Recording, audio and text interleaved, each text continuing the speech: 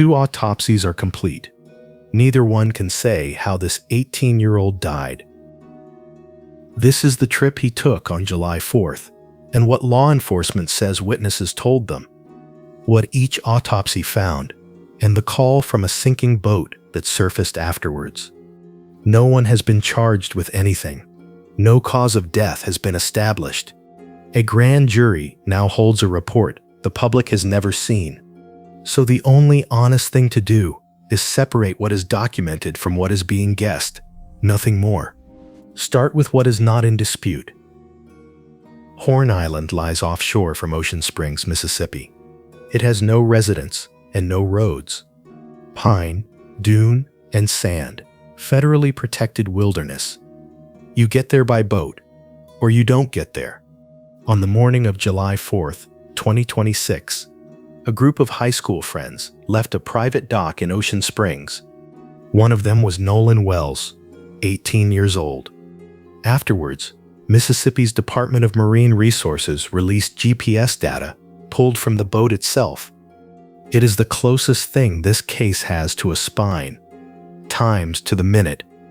9:56 in the morning, the boat leaves the dock. 11:14, it reaches Horn Island. 2:23 in the afternoon. According to those released records, the last known image of Wells. Around 3 o'clock, the last reported sighting of him on the island. 4:31 in the afternoon, the boat leaves Horn Island. 6:06, it is back at the dock it started from that morning. That night, Nolan Wells is reported missing. The Coast Guard receives a call. A search begins in the dark, on water that gives up very little. 2 days later, on July 6th, his body is recovered from the water off the island. The record establishes when the boat left. It does not establish why he was not on it. Then law enforcement said something that reframed the entire case. Officials said witnesses told them Wells was not aboard the boat when it left the island. Read it precisely, not that he fell overboard, not that he swam, that he was not on it. It is the single most consequential statement anyone has made in this case so far, because it defines the thing that now has to be explained, how a person stays behind on an uninhabited island. A boat leaves at 4:31. A person does not leave with it. That is the shape of the problem. Everything else in this file is an attempt to fill that gap in. Very little of it succeeds. Nolan Wells was black. The friends on the trip were white. That is documented fact, and it is why this case became national. Within days, civil rights attorney Ben Crump joined the family's legal team. One of the first things that team did was commission its own examination of the body. Through all of it, one fact has not changed. Nobody has been charged with anything. So what did that first autopsy actually find? The independent examination was performed on July 10th by Dr. Roger Mitchell, a former chief medical examiner for Washington, D.C. The report was written on July 19th and released 3 days later. Its conclusion, in the language of the document itself: cause of death, undetermined. Manner of death, undetermined. Pending further investigation. Undetermined is not a shrug. It is a finding that the evidence does not support a conclusion. What it did not find matters as much as what it did. The examination noted no apparent lacerations, no fractures, no deep tissue injuries. In plain terms, no broken bones, no torn skin, no damage beneath the surface. There was one observation the report could not explain: red discoloration in the soft tissue at the back of the head. The report does not establish what caused it. It records the observation and stops there. So does this film. When the findings were made public, attorney Ben Crump said the report contained gaps. He said body parts were missing and procedures incomplete, that the remains did not permit a complete forensic review. A gap in a forensic report is not a rumor. It is a specific thing that could not be examined. By July 10th, when the independent examination took place, the state's autopsy had already been performed. That is the normal order. The official examination comes first, and it is thorough by design. It also means the second examiner works with what the first one left. He could not directly observe the lungs and airway, the standard test for whether a person drowned. He could not observe the stomach. Structures of the neck had been retained by the state.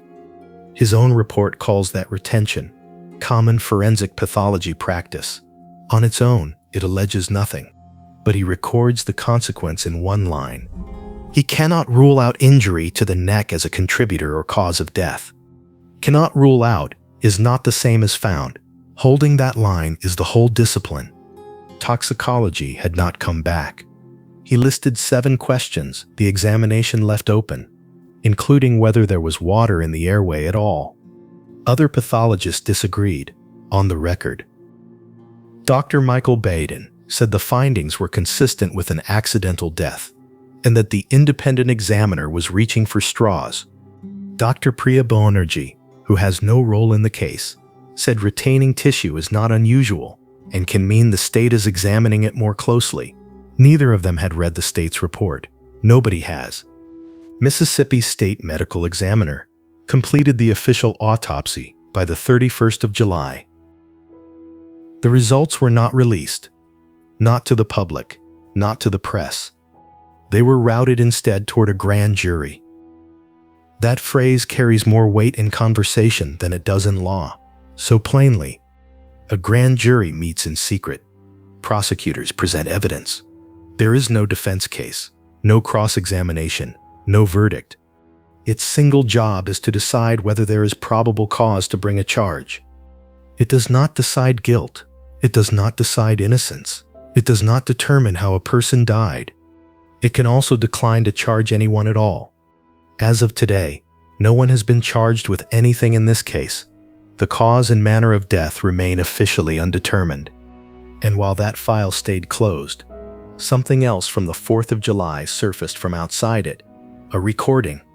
Sea Tow is a private marine towing company, roadside assistance for boats. On the afternoon of the 4th of July, a call came in from the water off Horn Island. A bilge pump clears water from the bottom of a hull. When it stops, the water stays. The caller's words as recorded. Roughly 7 people aboard, the caller said. A short time later, a captain relayed that a relative of the boat owner had reported the problem solved. No help needed. Sea Tow never towed the boat. Weeks later, Mississippi's Department of Marine Resources released GPS data pulled from the boat's own navigation unit. It records the vessel covering about 2 3/4 miles at speeds between a fraction of a knot and 4 knots. That is the speed of a boat under tow. No one has publicly said who was towing it. The same record puts the boat leaving Horn Island at 4:31 that afternoon. The call and the departure sit inside the same hour. The family's attorney has hired audio engineers to examine the recording. No official finding has connected that call to Nolan Wells' death, which left the family asking what else exists that no one has heard.